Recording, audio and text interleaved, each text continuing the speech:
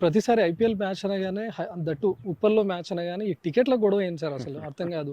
ఈరోజు మార్నింగ్ కూడా tickets release అయినటువంటి కొన్ని నిమిషాల్లోనే టికెట్స్ అన్నీ కూడా సోల్డ్ అవుట్ అయ్యాయి. ముఖ్యంగా ఒక కామన్ క్రీడాభిమాని, ఒక సగటు క్రికెట్ అభిమాని చూడాలనుకునే టికెట్ లో ప్రైస్ నుంచే మొదలు పెడతాడు. ఆ టికెట్స్ ముందుగా సోల్డ్ అవుట్ పెట్టారు. 10,000, 20,000 ఉన్న టికెట్స్ మాత్రం ఈరోజు అందుబాటులోకి వచ్చాయి. ఏంటి అసలు ఈ టికెట్ల వెనుక జరిగేది?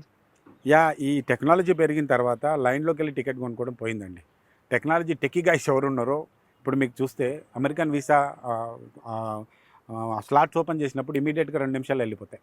ప్లస్ తిరుపతి దర్శనాల టికెట్లు ఓపెన్ చేసినప్పుడు కూడా 2 నిమిషాలలో స్లేట్ ఉంటుంది. సేమ్ ఇక్కడ కూడా అంతే. ఆ టెక్నాలజీ కంపెనీస్ వాళ్ళు ఏదైనా మేనేజ్ చేసుకుంటారు తప్ప, ఇంతకుముందు ఆఫ్‌లైన్ ఉన్నప్పుడు కొంచెం లైన్‌లో నిలబడితే పొద్దున్న 5 గంటలకెళ్ళి నిలబడితే 10 గంటల వరకు ఒక టికెట్ దొరుకుతుందన్న గ్యారంటీ ఉండే. ఇప్పుడు అది కూడా లేదు. సో ఆ ప్రాబ్లమ్‌ని మనం సార్ట్ ఔట్ చేయలేం. కాకపోతే ఈ స్టేడియంలో 37,000 కెపాసిటీ ఉంది. ఇక్కడ మినిమమ్ హైదరాబాద్లో 1,00,000 టికెట్లు ఇస్తే కానీ అందరినీ సాటిస్ఫై చేయలేం. ఆ పరిస్థితి ఇంత తొందరలో అవుతుందనుకోదు. కాకపోతే ఇది నాతో స్టార్ట్ అవ్వలేదు, నాతో అంతం కూడా అవ్వదు. ఈ 37,000 పెంచే కెపాసిటీ లేదు కాబట్టి ప్రతి ఐపీఎల్‌లో ఈ ప్రాబ్లమ్ ఉంటుంది. ఈ విషయాన్ని మీరు ప్రతి క్రీడాభిమానికి వెళ్లి చెప్పలేరు. లేకపోతే మన ఇంటర్వ్యూల ద్వారా చెప్పినా కూడా వాళ్ళకు అర్థమయ్యేది కూడా చాలా తక్కువ. కానీ అల్టిమేట్‌గా తిట్టుకునేది మాత్రం హెచ్‌సీఏనే. మన హెచ్‌సీఏనే ఇంత ఇతర రాష్ట్రాల్లో చాలా అద్భుతంగా ఉన్నాయి. మన హెచ్‌సీఏ ఇంతే కోట్ల కోట్లు దొబ్బి తింటుంది ఐపీఎల్ పైన అని చెప్తూ ఉంటారు.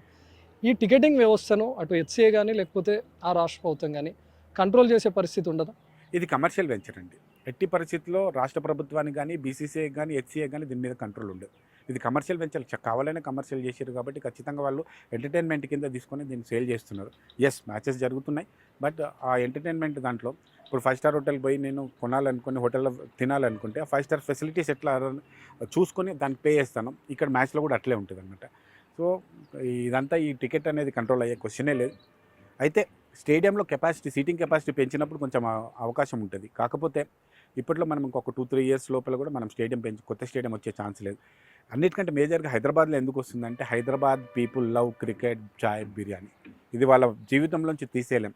మనం వేరే స్టేడియంలో ఉన్నదానికంటే ఎక్కువ క్రేజ్ హైదరాబాద్లో ఉంటుంది cricket. I don't know why, ముందు నుంచి అలాగే వస్తుంది. సో ఈ క్రికెట్ ఇష్యూ అనేది ఈ రోజుతో ఆగదు.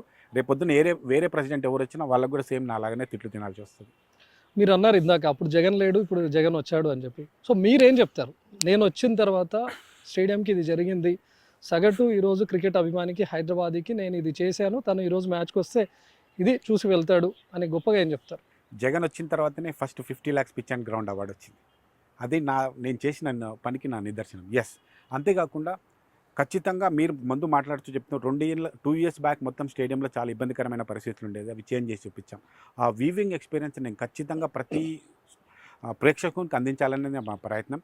ఇక్కడ ఒక మంచి ఎంటర్టైన్మెంట్ ప్రోగ్రామ్తో పాటు మ్యాచ్ను కూడా ఇస్తాం. అంతేకాకుండా ఒక ముస్తాబైన స్టేడియంని, ఒక ఇంటర్నేషనల్ స్టాండర్డ్లో ఉండే స్టేడియంని మీరు చూడబోతున్నారు ఈ ఐపీఎల్ మ్యాచెస్లో. అయితే నా ఒక్క రిక్వెస్ట్ ఉంది, ఖచ్చితంగా ప్రతి ఒక్కరు స్టేడియంకి రావాల్సిందే, ప్రతి ఒక్కరు స్టేడియంలో మ్యాచ్ చూడాలనేది మన ఇంటెన్షన్. అయితే మీరు ప్రతి మ్యాచ్ స్టేడియంకి వచ్చి చూడాలని అనుకోకండి. 2 మ్యాచ్లో 3 మ్యాచ్లో స్టేడియంకి రండి, మిగతావి టీవీలో చూడండి.